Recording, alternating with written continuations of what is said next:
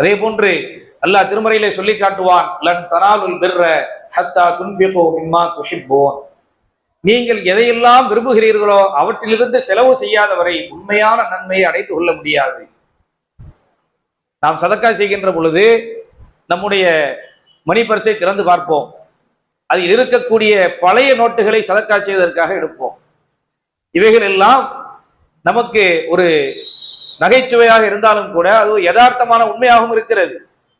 ஏழைகளுக்கு கொடுக்கின்ற பொழுது இருப்பதில் புதிய நோட்டாக இருந்தால் அதை உள்ளே வைத்துக் கொண்டு பழைய நோட்டுகளை நாம் கொடுக்கின்றோம். ஆனால் சஹாபா பெருமக்கள் அப்படி அல்ல.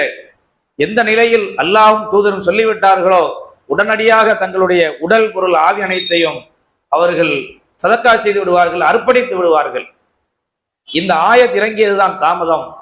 செய்தனா அபூ தஹ்தா ரலியல்லாஹு அன்ஹு அவர்களுடைய சம்பவம் விவரிக்கப்படுகிறது. அவர்கள் மதீனாவிலே மிகப்பெரிய செல்வந்தராக வாழ்ந்த ஒரு மனிதர், சஹாபி ரலியல்லாஹு அன்ஹு, அபூ தஹ்தா ரலியல்லாஹு அன்ஹு அவர்கள். அவர்களுக்கு மதீனாவிலே மிகப்பெரிய ஒரு தோட்டம் இருந்தது.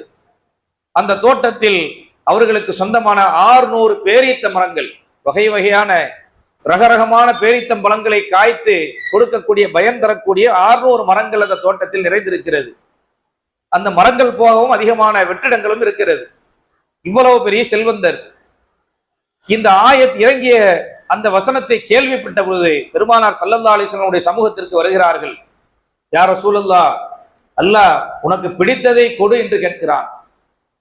உனக்கு எது பிடிக்குமோ அதை கொடு என்று கேட்கிறான். யா ரசூலல்லாஹ், நான் முடிவு செய்து விட்டேன். எனக்கு பிரியமானது இந்த 600 பேரீத்த மரங்களை கொண்ட இந்த தோட்டம் தான் எனக்கு மிகவும் பிரியமானது. இந்த சொத்து தான் எனக்கு மிகவும் விருப்பமானது. யா ரசூலல்லாஹ், நான் இப்பொழுது முடிவு செய்து விட்டேன். இந்த தோட்டத்தை உங்களிடத்திலே நான் ஒப்படைக்கிறேன்.